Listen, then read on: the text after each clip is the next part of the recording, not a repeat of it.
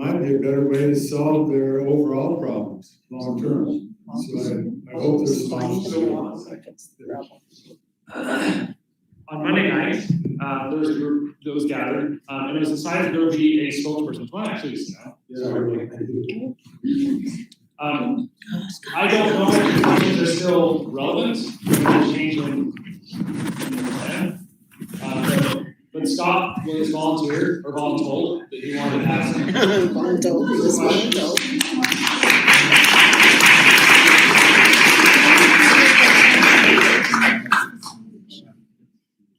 Well, we have option A, not sure tonight, or we have this. So I'm going to look at option. They can't hear you. Can't hear me. So we kind of laughed on Monday night that I was called a NIMBY by one of my good friends that's a political person here in this community. And he kept saying NIMBY. And I finally just said, what's a NIMBY? He goes, not in your backyard. So I don't want you to think I'm callous from it. And my wife might have to read this because, as you can see, my voice is worn out from talking to everyone in this great city. So I'm just going to read something from this morning. I'm awake, and it's 5:27 a.m. Actually, I've been awake since 4 a.m. What is on my mind? The great city of Fruit Heights, also known as the city of great neighbors. Since last Thursday, I can now say with 100% certainty that I agree with that slogan. People that I have never met coming to my door and becoming some of my best friends. In a short time, phone calls, text messages, emails that I can't even keep up with from concerned neighbors in our community. And while we're still trying to run a business during our busiest time of the year, maybe rebound a few basketball shots for my boys, which I have to rebound a lot, and I have to chase down loose balls because they're not that great. I used to. They're awesome. I have felt the strength of this great city. I have felt the strength of my family. My son telling me that he is proud of me. My wife, who was recently asked to be a leader in the church,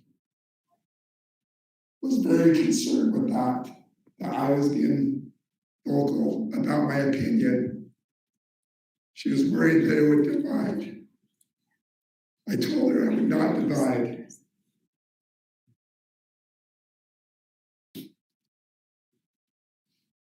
So why would I step out of my comfort zone and protect our city of great neighbors? Fruit Heights is full of caring people who genuinely want to help others make our community better. Well, since I found out about the Cold Blue shelter last Thursday, I was very alarmed. It scared me. I didn't know what it would do to our community. I've learned a lot about the Cold Blue shelters now. Heidi and I actually called one of the shelters down in Salt Lake City yesterday. And it actually alarmed us a little bit, to be honest with you, from what we found out. It's not a place that should be here in Fruit Heights. And I'm just being honest with you.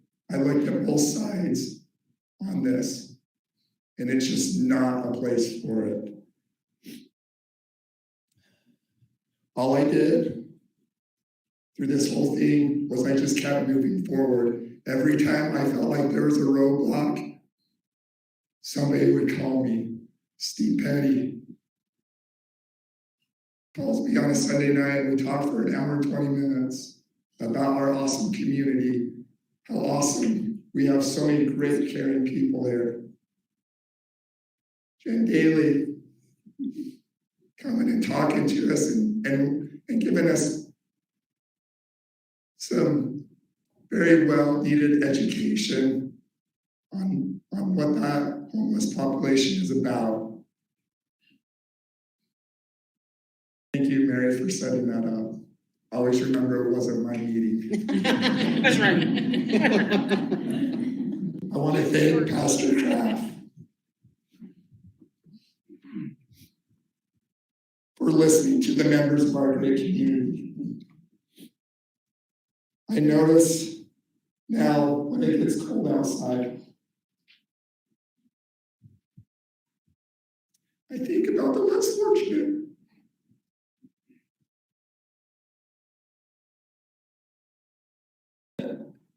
And then I think I need to do something. Let's now rally around Pastor Kraft and be a leader in our community when it comes to homelessness. There's a lot that we can do. My wife and I are pledging $2,000 to start up some sort of foundation here in the Heights to start helping the less fortunate. Let's put some effort into this and figure out how we can help, because this is a problem. We can be a solution. It can be a win-win for all of us. Much love to all of you.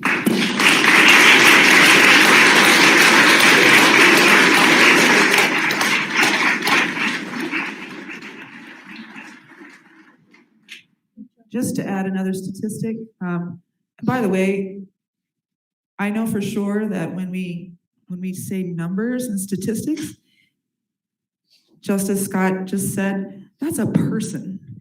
Every one of those people is a person with a story and a situation, right? So statistics are only statistics, but think of these as people. But we didn't realize in the last year, and maybe it's even a higher number now because this was given to us by the state longer ago, but 200 of folks whose last resident was one of our 15 cities in Davis County were in other shelters north and south of us. And Davis Behavioral's number is higher. Over 500 people who have been in our county, not coming from other places, have come to Davis Behavioral Health needing services but do not have an address. So the numbers are just much higher, I think, than even I knew, and I'm pretty aware.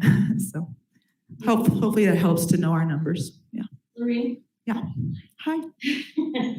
We used to be in the same neighborhood. My husband and I have lived in Kaysville in Fruit Heights for close to 25 years. And we were just very shocked to hear about this also.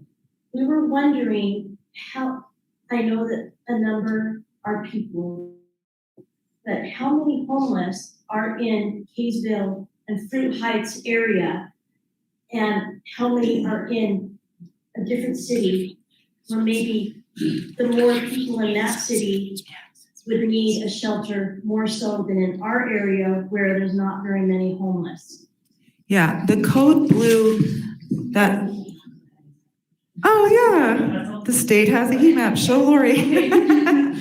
So, yes, the question was, what are the numbers of people who are now experiencing homelessness from each of the different 15 cities? The state has that data, and there is a heat map from the most recent point in time count.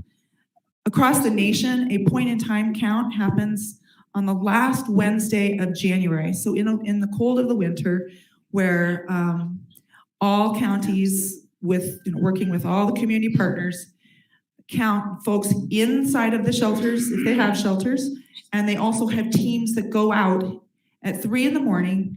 for 3 consecutive nights after that last Wednesday. And they look for people in tents and in cars, and they count, and they offer services, and they offer a survey. And it's to have a sense for that population and whether it's growing or shrinking. There are cities in the United States that used to have high numbers of people experiencing homelessness that do not anymore. And it's because they have focused on getting upstream with permanent supportive housing, so then they don't have to have congregate shelters. And we are probably at a tipping point here.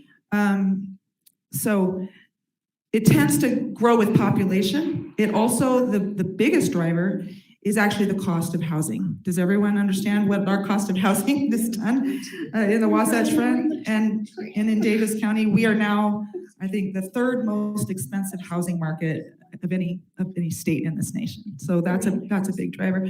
So looking at that home, the areas where there's mostly homeless is Layton and Clearfield. So couldn't there be buildings or, shelters built in that area so they don't have to be bused to different areas where we don't have homes? yeah, that's a great question. The law requires that we help folks get to a location. And because we are pretty unique in Davis County, we are the smallest of all the 29 counties in Utah. We're the smallest in square miles. We're almost filled in. We'll be mostly filled in the next 20 years. There's only 15 cities. Our population will pretty much be capped under 500,000. And so it's in a lot of ways, we try to be efficient. There's only one animal care for the entire county. There's only, sometimes one of this or that. So if you look at the heat map for the free and reduced lunch, there is a very large red area in Layton and Clearfield, just like you said, and there's another smaller red area in the kind of the Bountiful area. And I'm sure you drive through the county as I do, and you will see places where there's more folks. Again, it tends to be higher with more population. Fruit Heights has a smaller population, so I'm not sure exactly how many are from Fruit Heights. Yeah. Just to clarify, I'll speak loud. Just to clarify, my understanding is that the law requires 16 beds for our county. Was that Just the expansion? Code Blue, yeah. For the Code Blue. So why specifically, maybe this has already been answered, why have they chosen to have the expansion take place in, I think, arguably and physically the smallest city of the entire county, where there's probably the most built? Why are we the ones that bear that responsibility? That the county was only able to offer up options for this winter's Code Blue sites that we own, and that could potentially, fit people and work and not disrupt other government operations. But when the church volunteered, then that was unique. That was unique to have It sounds like an organization. Let her speak. Sorry, Just some respect. I didn't hear it. Sorry. You missed it. Okay, but so yeah, as far as location, we can't just pick anything. Wait, everybody should have a voice. You can't just dismiss this question, even if you don't like the way that he phrased his question, you can't dismiss it. Like, his statement should be addressed. Well, hold on, maybe I'll come back to you, just one No, second. I don't have a statement, but the gentleman did, and people in this building said you didn't need to hear it, and skipped over it. Perfect. Perfect. Yeah, feel free. I'm sorry, I didn't hear the question, but, so did I answer your question? Lily? No. Yeah, as far as, I did that someone volunteered. it's- but I'm just wondering- we're limited by possible sites. Davis County, that was a better fit. No, Especially when everything here is built so close to so many residential. Yeah. homes. it's a great question. Maybe closer to where it goes to.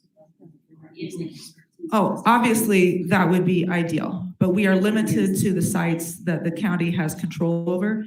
And so we will now revert back to the sites that the county has control over. Yeah, this one was volunteered. Yeah.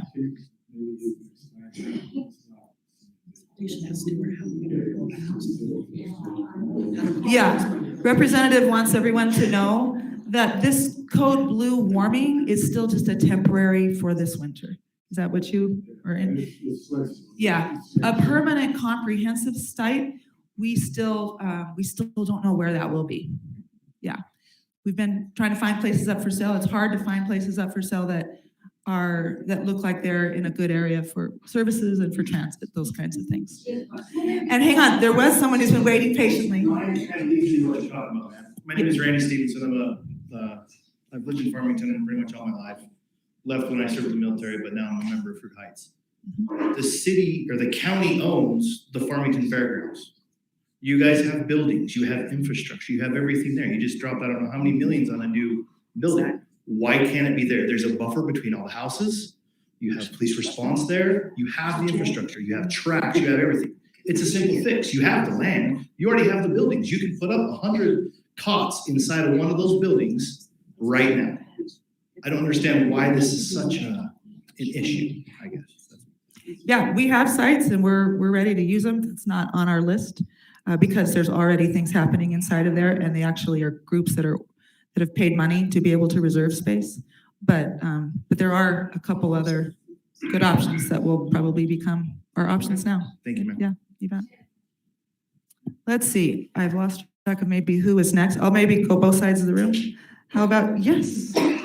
So first, I just want to thank the Mountain Road Church for the generous impulse. Now that that's off the table and temperatures are getting very cold, what's the imminent plan? How can we Yeah. repeat the question? Kimberly's question was, so now that it's cold, yesterday a code blue was announced, actually.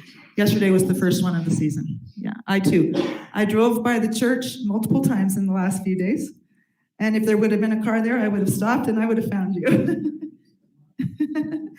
So, and I, 20 years ago, toured that entire church because I was looking at having events there with my business. Yep. So I'm pretty familiar, but as far as, yeah, right now, like it was already published in the Davis Journal. That's not our county paper, but the Davis Journal used to be something like the Davis Clipper. And they've already published, from a public meeting, we announced the 3 sites that were submitted to the state when they didn't want to have the heavy hand and wanted us to suggest. And so the one that is least disruptive to governments continuing to do what it needs to do, but that can take in the 16 beds and keep people out of the cold from freezing, is actually the facility that used to be the emission center in Kaysville. Yes. Yeah. And does not have homes right next to it. Again, we've not experienced a congregating problem so far with Code Blue because the people are just in there to sleep at night until the Code Blue is lifted. So hopefully that's helpful. Did that answer, Kimberly? So there is, not to worry, I mean, yesterday was the first Code Blue and nothing could happen because, we hadn't figured it out yet. But it's likely that that's gonna be the place now. But there's not the only place. There's another senior center, the one in Clearfield, so where there's more of the population in need. But we're required by law to to get people to the site, and there's 5 pickup spots throughout the county. Does that make sense? Different locations. Whoever did this handout, I don't know who did it, but it's actually quite accurate. No.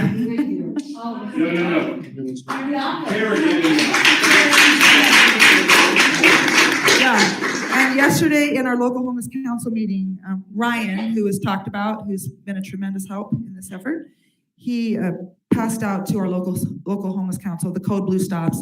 This will go to all kinds of organizations, to law enforcement, to all the cities, so that, and I don't know, I mean, I was in Bountiful 2 days ago and I drove on 5th South and there was a guy right on the street right there. I mean, when you're tuned in, like Scott said, especially when cold is coming, you get tuned in. So anyway, okay, let's go over here. Yes, Joe. Wait. We have streaming live. And I'll repeat the question. Another neighbor. I have some questions, but since they're not doing the initial plan, I'll just make a comment. I lived in Western Washington, in a suburb of Seattle, for 10 years. And 10 years ago, we had meetings like this. and there were ideas like this, and there's best intentions, you cannot treat this problem if you treat the symptoms and you don't address it. There's no accountability. The ideas that I'm hearing tonight treat the symptoms. And every service, every money, all the money, everything you throw at this will just attract more people to take advantage of those services. And if you don't have problems now, you will in the future. You'll have crime, you'll have drugs, you will have dilapidated RVs, you will have tents. It happens slowly, but once it's in there, it takes root. And the time to address it is now at these meetings, not 5 years from now, when there really is a problem. Yeah.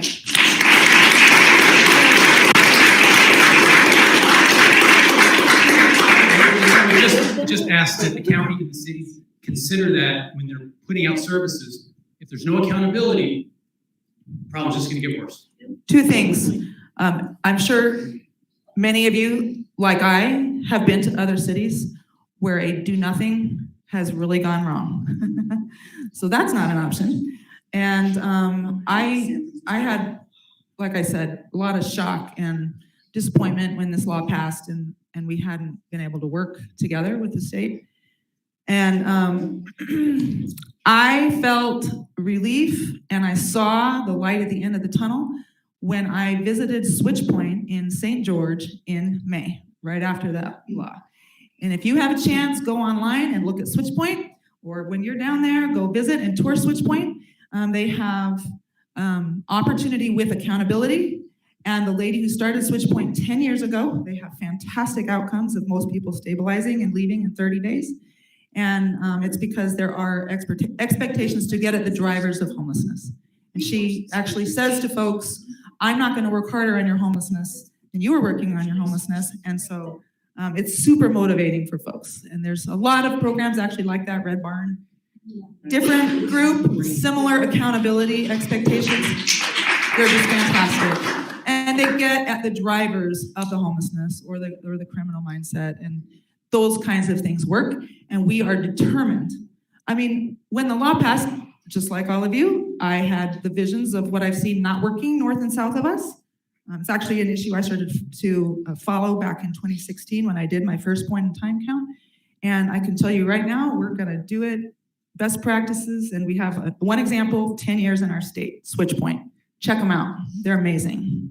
And that's who you plan on. My understanding is the state wants to buy a building and have Switchpoint. They're running the new teen. They're running the new teen living center. Or the Education Foundation builds it, Switchpoint runs it. It's Correct. Yes. not just putting a Band-Aid on it. It's not just putting a Band-Aid. It's not do nothing. It's not just come stay here. Yeah, it's fantastic. It's different. And And that's your intention. that is our, yeah. Switchpoint will happen. What you are describing is the permanent comprehensive facility that the task force checked the box for. And that wasn't the county commission, that wasn't the county, that was the task force with 6 voting mayors and the chair of the commission. Yeah, thank you. Let's see. Thank you. Thanks for being here, and thank you for the changes that are going to be made. My question is, I think most of us are here and concerned about this. We're concerned about homeless people. We want to help. But what our concern about is how it happened that no one let us know.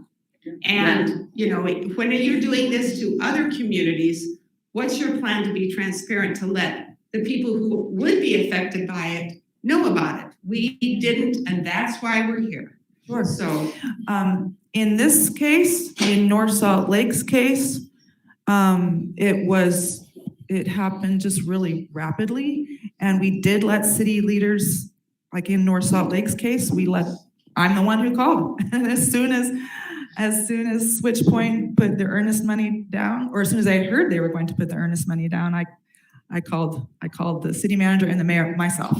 and why weren't we? And so they were putting the word out.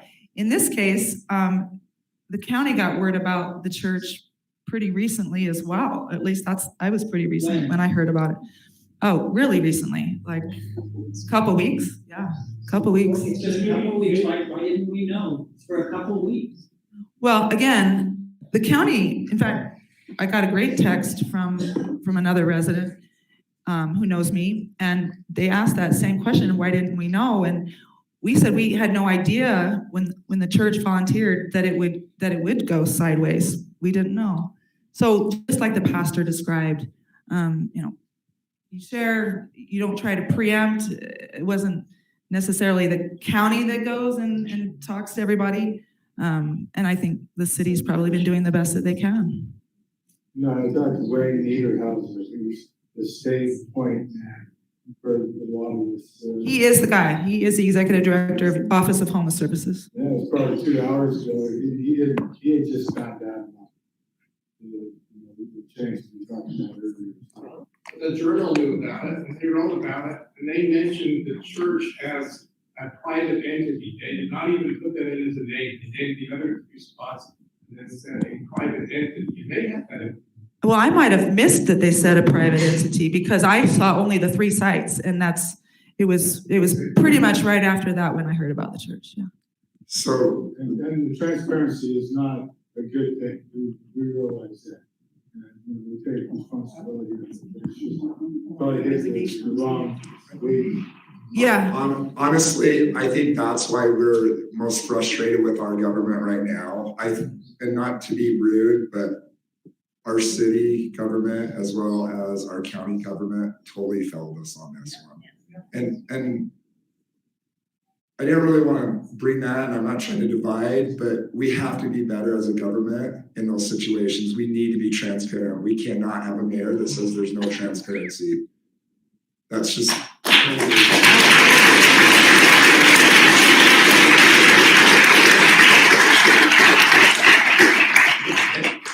and my father-in-law right here, he's another lion. Good man. He got his neighbor that was the attorney, and I was talking with him today, and this deal should have never happened.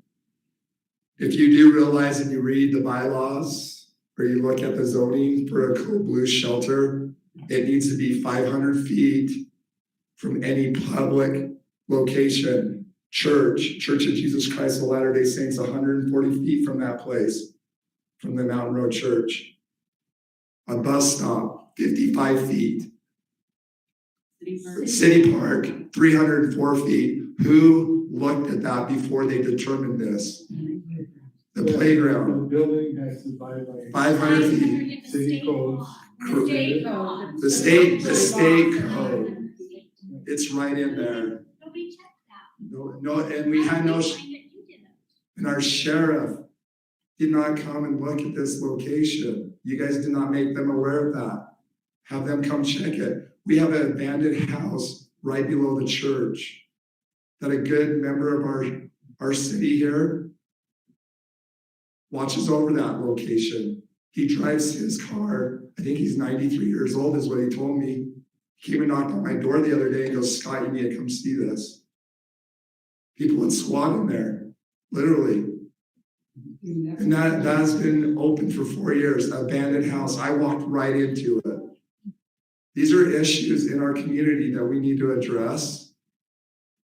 Behind the church is fire pits, picnic tables. We need to be better as a government. And one other thing, we do give periodic updates in the open and public commission meetings. That's where the journal picks up on it. And we hope that that helps get the word out. So not everyone follows, but you can absolutely choose to receive the agenda for commission meetings and follow more closely what we share. Yeah. So let's see, this way. One of the things I've heard over a couple of days, I just heard you say is, I had no idea this would blow up like this. And I can't comprehend how anybody can think you have no idea what would blow up like this when North Salt Lake turned it down, Kaysville turned it down. And over the years, you constantly hear how they want to put a homeless shelter in an area and make their uproar about it. So how in the world do you hear about it? I had no idea this would blow up like this. This was the first place that was, so the question is how would anyone think that it's not gonna cause great concern in the community? Yeah, Well, this is the first one that was actually a volunteer, we'd like to have it. And there's multiple locations that are in churches for warming through the state. But even as a volunteer, you gotta know what people are going. I'm not a license, there's going to be an uproar. Yeah, I think it's been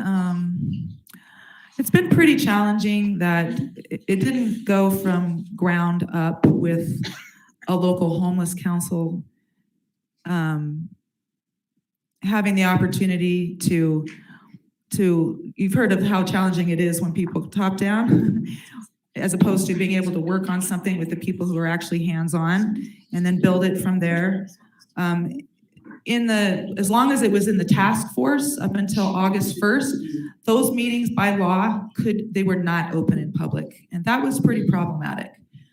So I would give periodic updates in commission meeting and public meeting in my comments, and I would also make sure that the Journal had the word. I have said recently that as I've seen other counties and cities outside of ours, again, I followed this issue since I was a citizen planning commissioner in Kaysville starting in 2014. So I followed it in the news along the Wasatch Front, and it does seem to get a lot of concern every single place it's ever suggested or contemplated. So I think from here forward, I mean, I wasn't on the task force when the North Salt Lake site was being discussed, but again, as soon as I found out it was, I called the mayor and the city manager, and I think it should be as the best we can. It's hard to spread the word in a community until it is an urgent. Listen, it's hard to spread the word until it is an urgent, concern. If we were just going to hold meetings, we have numbers of people. Would people come? I mean, I've invited people to the local homeless council. I've invited elected officials to local homeless council, and it's hard for people to make the time to come until it becomes right close. So I hope that's helpful.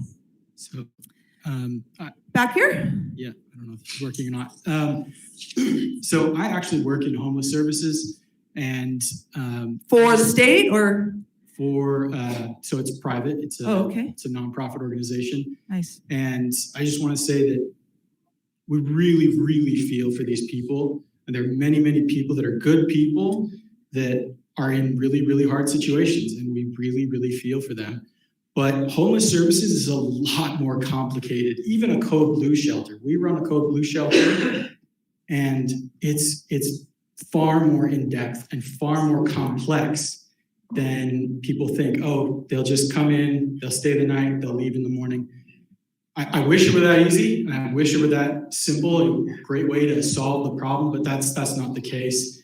All these people that need help and they need to be in a shelter, they're still free people. We can't control their actions. They still get to do what they want. They can come and go.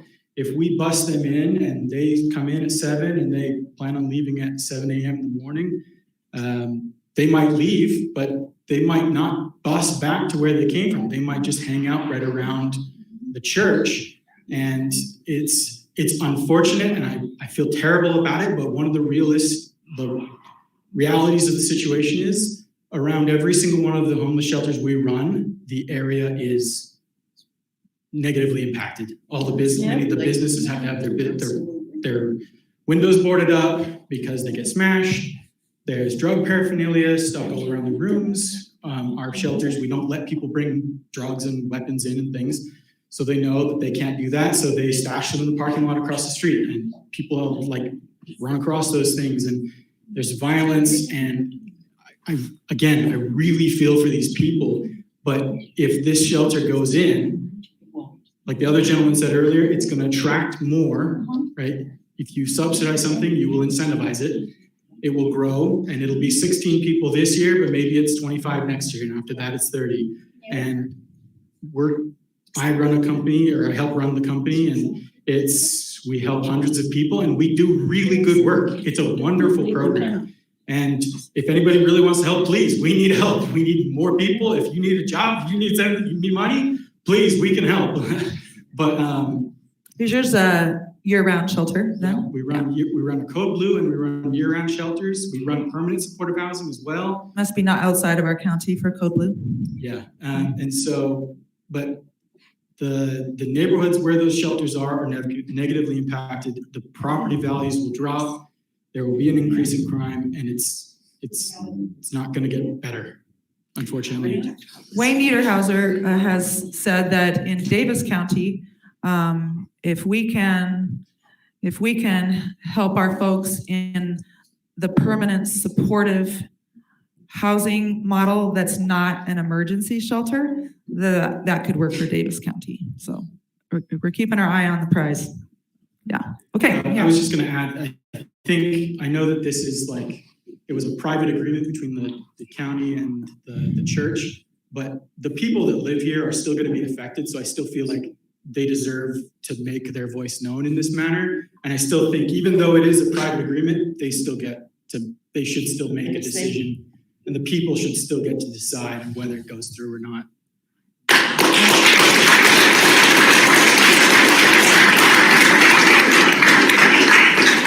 I very much appreciate everyone being here and the engagement. Thank you for that. Yes. Hey, Lorraine, thank you for taking time to talk to me the other day. And Pastor Dan, thank you so much for your willing to listen. You know, I asked you a couple of questions when I was on the phone with you. I asked you about the financial angle on this. And the other question I asked you was, were you aware that the mayor had done this without talking to the residents about it? So I had this idea, since you're on the county task force for this. County commission. Maybe, you know, when I heard Mayor Pullman kind of outline the timeline, which I appreciated, but I heard a lot of I proposed this, I proposed that, I'd like to hear we, right? So maybe there could be a checkpoint when someone offers a solution to you. Here's a location. Maybe you could have a check on your list. Have you talked to your city council about this? Have you talked to your citizens about this? Just a little checkpoint before you go forward so that we can maybe avoid this kind of blindsided controversy. Just some accountability, you know, before you accept their suggestion, just make sure that they've talked through with the people that are going to be affected by it. Yep, I'll take that back. Yes. Okay, back here. I tried to push something here. Just talk into it. Okay, there it is. In terms of finding a solution for the immediate problem, I mean, we have one of the solutions that I heard was suggested in Kaysville was a bus, where the idea being that you go around, you pick the people up on the bus, they stay on the bus, it has a bathroom on the bus, whatever, and they can park the bus somewhere in the neighborhood where they pick the people up or something like that, and let them out the next morning. For Code Blue, that kind of handles that situation. Of course, the bus costs money and so forth, but the fact that it doesn't have a brick and mortar thing where it has to reside in Fruit Heights or somebody else's backyard, it's just going to go wherever the homeless people kind of are. You can pick them up at 5 stops or as many as you want. It seems like a cost-effective thing if you and could possibly be used for other government purposes and so forth. It could kind of avoid some of these issues and provide immediate relief to the problem. It's a thought. I thought it was a good idea for Kaysville. Why would that satisfy this issue? And that was actually the task force, and I was not on the task force at the time that one of the mayors brought forward the idea of it's called a dignity bus, and there's a place in Florida, in a Florida city that retrofits Greyhounds for 20 people to sleep on that bus.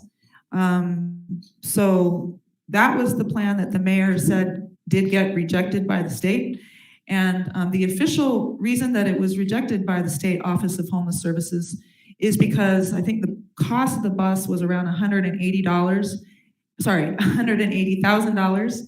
And the amount of money that we're getting from the state for this year's Code Blue operations is like $101,000. So there was a funding gap. But in addition, I mean, that was the easy reason they rejected it. But there's a homeless services board. If you look at the 2024 law, there were some couple of changes to the 2023 law, and the homeless services board was not keen on the idea of a bus either. There were also unanswered questions. Where do you park the bus? There were definitely concerns from providers about how that could work for an entire county. I guess where it's used in Florida is a city. So anyway, that didn't go any further because the state just rejected it. It's a good question. Yeah. Yeah. And when I say the state, it's Office of Homeless Services. Wayne Niederhauser does a great job there. Yes. Hi. Hi. So I think you can see that Fruit Heights, there are so many loving people and compassionate people.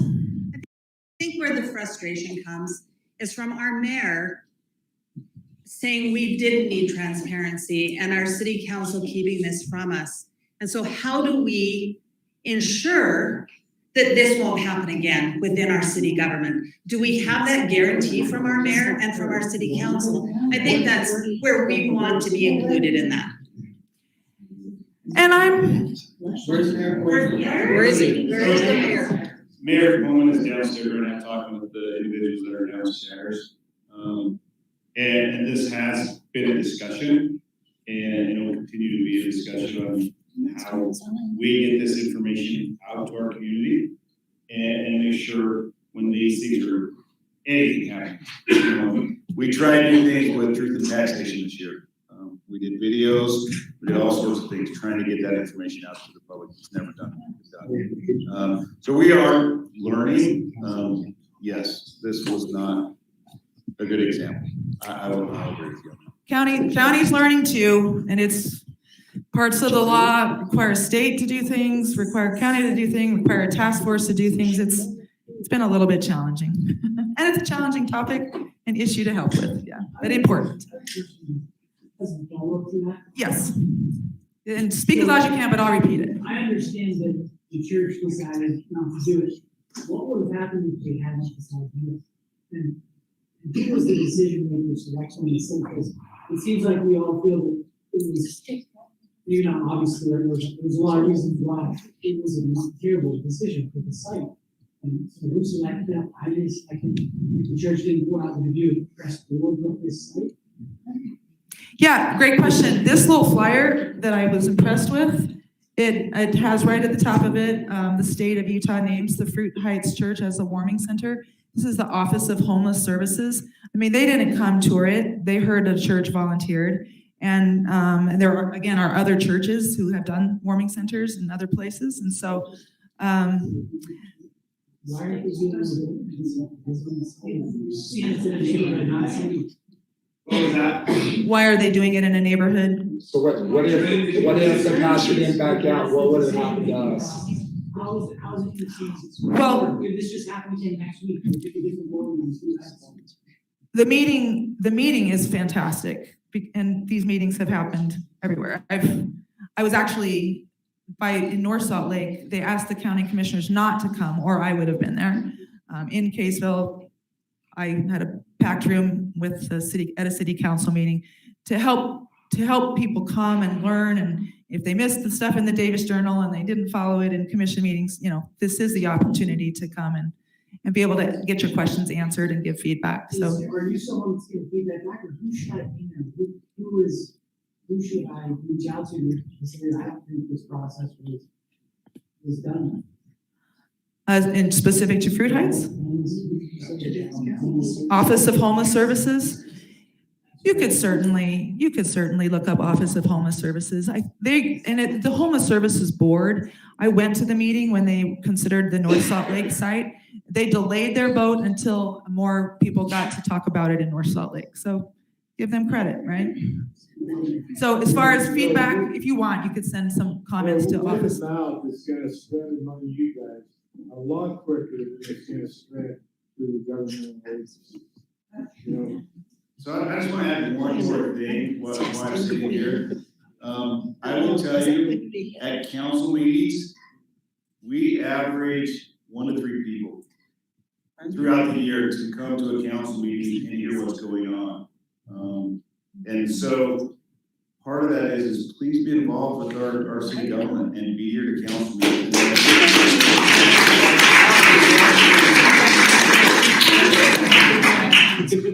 That's my next one. So it's like, they'll send it out and I'll look and see if there's anything like I need to be concerned about, if there's On the anything I should agenda. attend for. That line item or spoke of just came about at the end. It was not a line item. And it was an agenda item. And you're right, and I will tell you. So like no one would. That information came out like an hour before the meeting. Yes. And so, No, I'm the just saying- mayor did, I will tell you, the mayor and the city council does a report of whatever they're involved in at the end of every meeting. That is part of our meetings, is that each council member, whatever they've been involved in, report on that. The mayor reports on those things that he's involved in. And that's what he did, he's like, this is what I heard right before the meeting. So. Also, you know, what on the agenda, again, this time, it's just 7 people here, they would have heard you say, yeah, I'm sure it would be enough to work right now. Okay, so we have a comment right here. Thank you, appreciate it. My name is Jake McFarland. I've lived in Fruit Heights since, I think 94. I came in here to this neighborhood in the 4th grade and just never left. And I've always loved all of the neighbors this city is. I have always felt truly a city of good neighbors. My parents, growing up, I grew up with an example where my dad housed homeless people occasionally that he met through his personal injury law practice in our home. And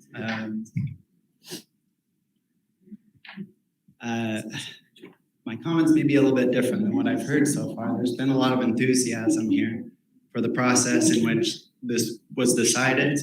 I hope that at least half of that enthusiasm is also channeled into providing homeless services, into advocating for the Office of Homeless Services, the LHC.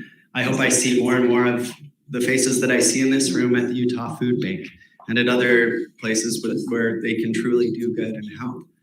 And I hope that half that enthusiasm is mustered by our community to really help people, as it has been to shut down a program that would provide 16 beds on maybe 20 nights a year to help people not freeze to death.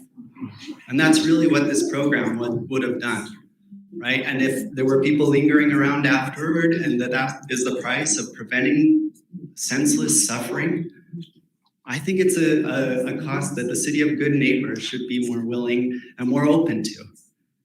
Personally, that's just my feeling. Every single comment that I've heard, besides Kimberly Wagner, thank you for asking a question about, well, what are we going to do in the meantime? Now that this didn't work out, what are those people going to do? They're in danger of freezing to death on our streets. And these are people in our county, right?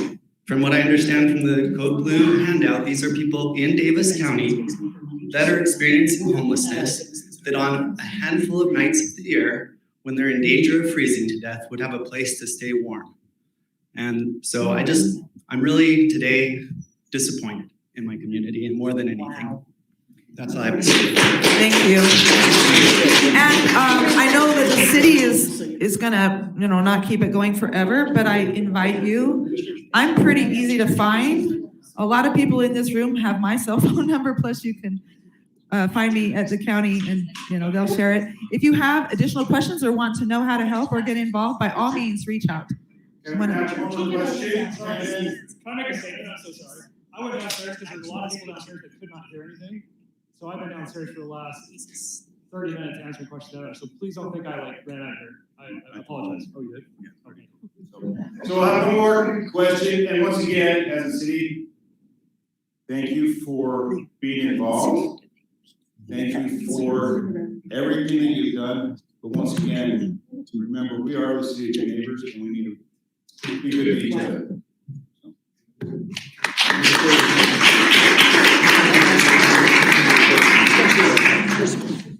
Gosh, no pressure. Like that. Gosh, no pressure. I just really agree with McFarland here. Definitely a lot of negativity in this room tonight. She's the negative. 3 weeks ago, I lost my job and I drove home from Salt Lake and I thought, man, if I didn't live with my parents, I would be homeless right now. So look at me and look what I look like. And I'm a hardworking person.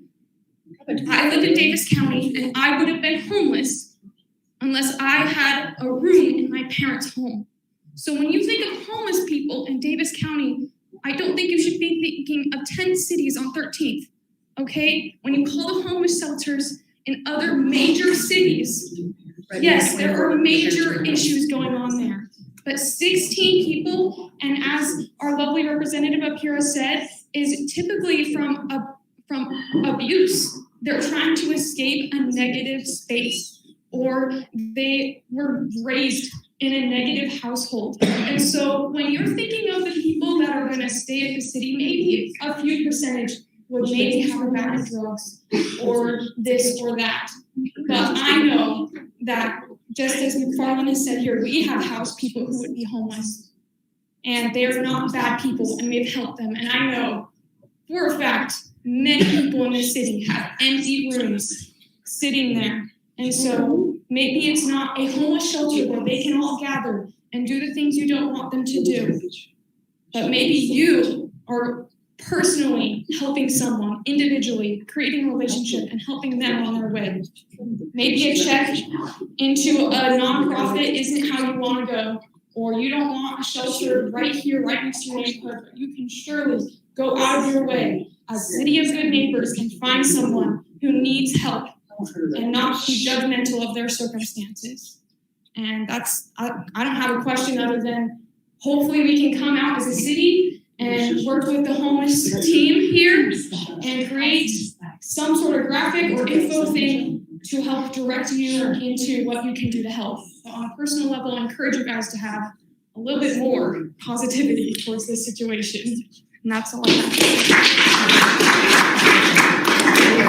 Hey, I've been pretty vocal on social media. Some people I think have asserted what my position is without me really asserting a position.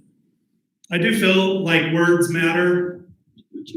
I think that the words were pretty clear. People have asked the same question over and over again, and I sit here and I say, asked and answered. And in fact, Mayor Pullman, in his public statement, answered it with the amount of, although I think it was a poor way to say they don't need to know, he did properly state that the agreement was between the state and a private charitable organization.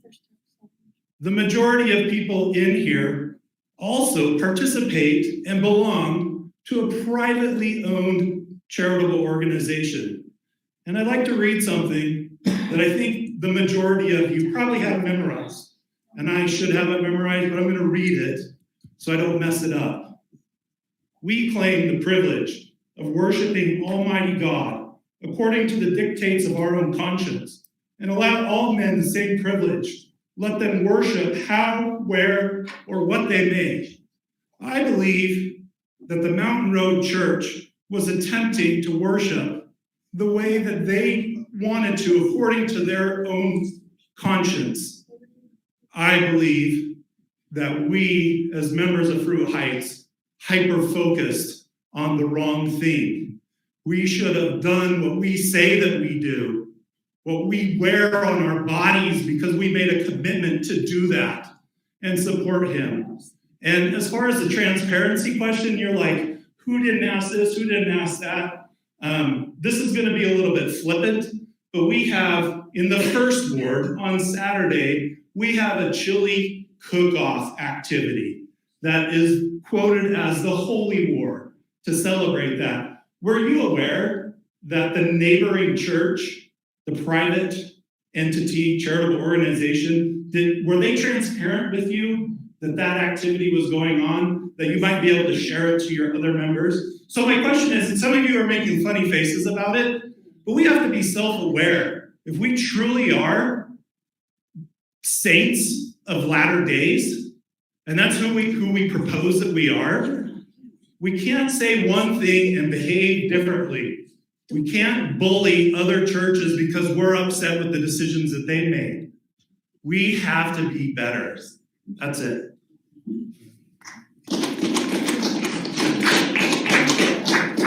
Okay, once again, thank you for coming. We really appreciate